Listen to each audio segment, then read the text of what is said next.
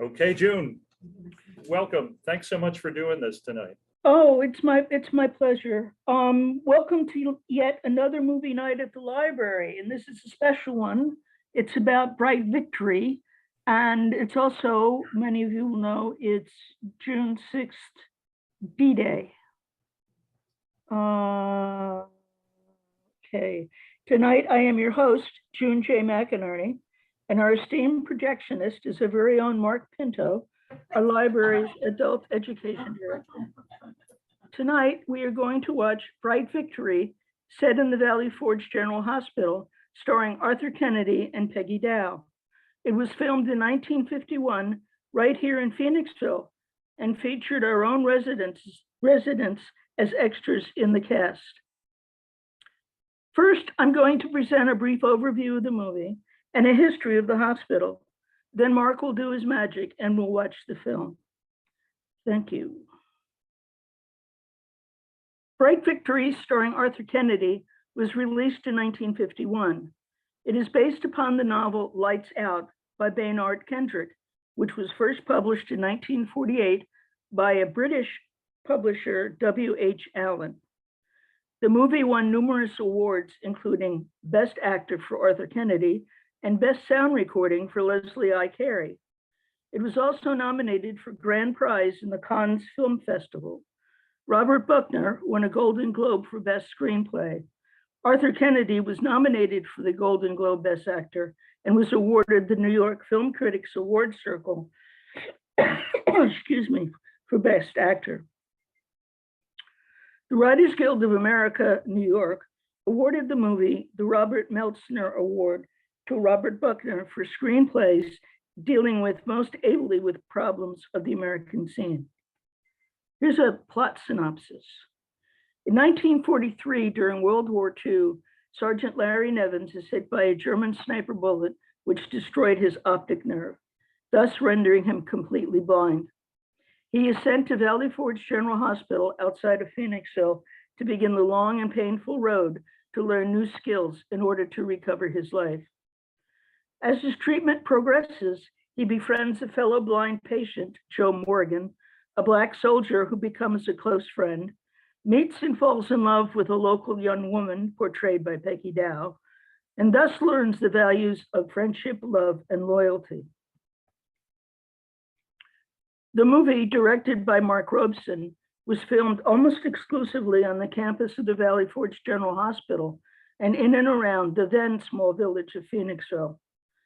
Many local residents were cast as extras in the film, and some of you may, even today, as late as it is, I mean, this movie is what, 73 years old, recognize as parents, family, neighbors, former friends. This is a still picture from the movie of the entrance to the hospital on Charlestown Road. Valley Forge General Hospital was built in 1942 on 182 acres, situated between Charlestown Road and Buckwalter Road. It was purchased for $25,000 from Frank Foster, a prominent businessman who owned the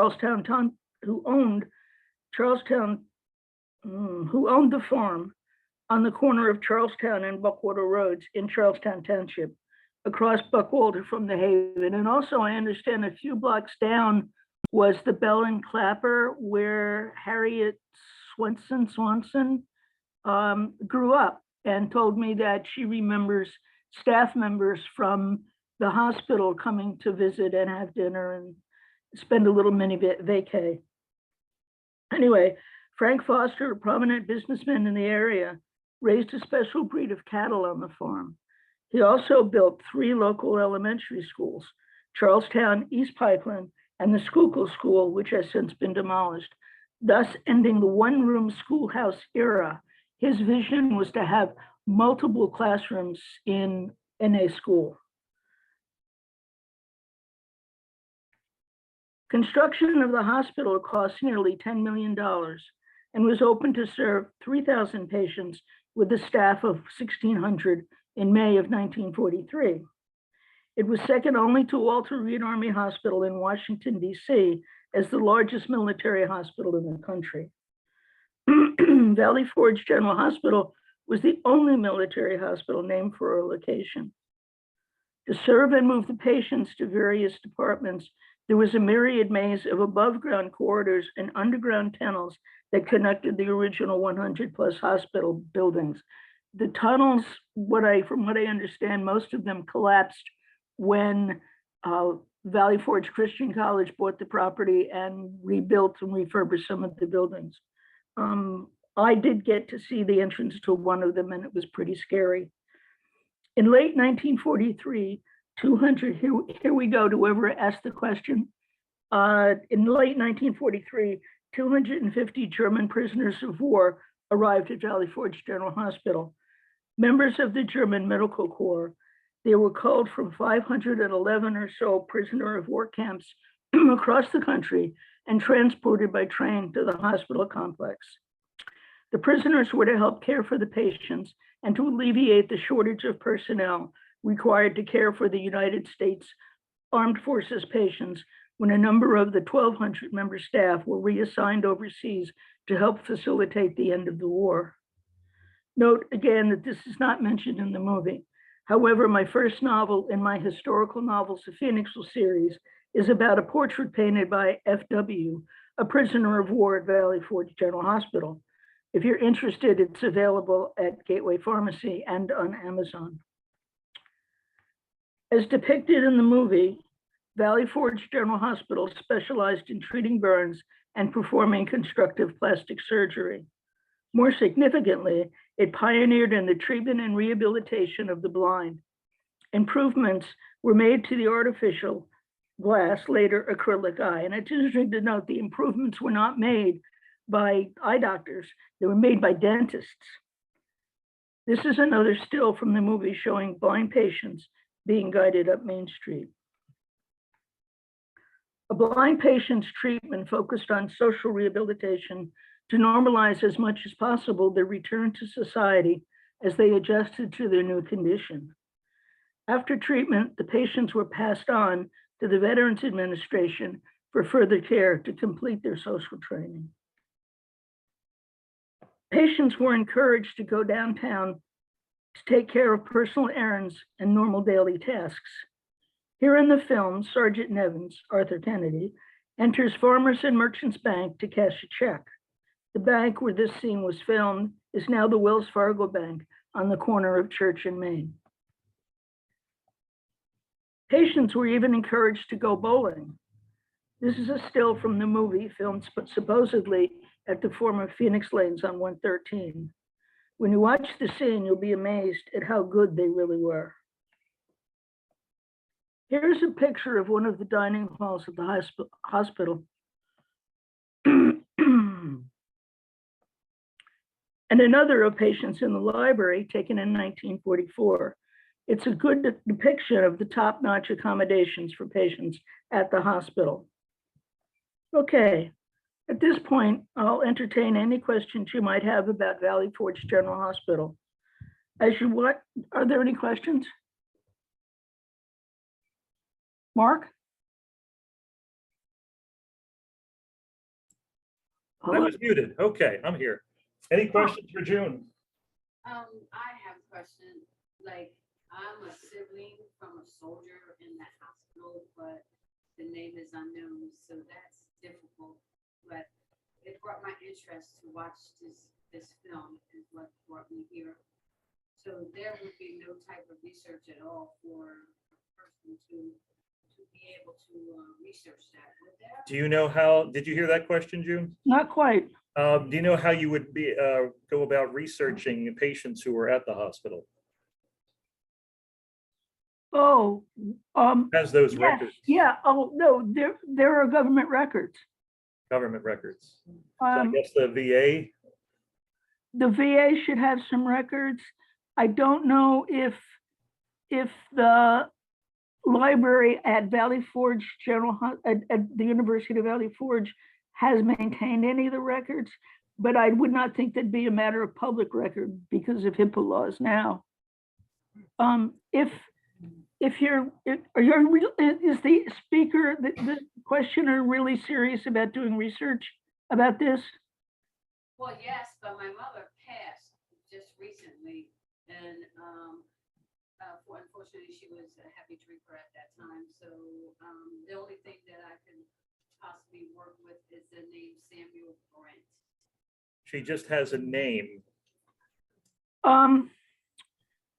Why don't, Mark has my email address. Why don't you email me at some point and I will see what I can find in my notes from researching my novel. How's that? Sure. That is great, because my sibling would like to know. I Okay. didn't make them, but he would like to know. Her Okay, siblings would like to know too, yeah. okay. Well, it's interesting because my much older brother was able to access our father's military records. And they supposedly were a matter of private whatever. So I'm sure the information is available somewhere, somehow. Well, thank you, and I'm enjoying the film as well too today for my day off. Great. Okay, Any other questions? Yeah, One of our local churches were privileged to know one of the prisoners of war, and he was the painter, Dr. F.W. He sang in our choir, and I don't want to give you more information unless it was approved by you, but we had one of the prisoners of war sing in one of the local choirs, and he is the painter of the pictures. But I met you at the West Ridge one time, and we were talking, and I was a little old lady trying to finish my thesis in spiritual leadership. You might remember me, June. I was studying bunches of books, and you spoke to me, and then you included that conversation in the beginning of the book. Thank you. did you hear any of that, June? some of it. What's the main gist? She had, one of the prisoners of war sang at her church Okay, and is the painter of the portrait. It's the subject of your book. he is a character, and the experiences of the prisoner of war were focused upon him in the novel. He was not the primary character. Well, yeah, I guess he was I guess he was one of the characters, one of the main characters. There were lots of characters. I understand from the woman, the daughter of the minister, apparently has a friend who actually met the prisoner. His initials were FW. Yes. Franz, we don't know what his last name was, but apparently her sister actually met him. And he did mention that he was incarcerated at Valley Forge. So that's interesting. It is interesting, yeah. Yeah, I could go on for hours, but we don't have the time. Anyone else? Any other questions? Was it not Farmers and Mechanics Bank, not Farmers and Merchants? Was it Farmers and Mechanics Bank, not Farmers and Merchants? Could be. I'm sorry if I made that mistake. Is it Farmers and Mechanics? Yeah. Yes. Okay. Thank you for that correction. Okay. Okay. But it was our bank. Yeah. Yeah. Anybody else? Okay. A few more comments. Yeah, go ahead, June. As you watch the movie, please look for local residents and scenes in our area, and performances by Will Gear. Jim Bacchus, remember Mr. Magoo? Richard Egan and Rock Hudson. He's in the first few scenes.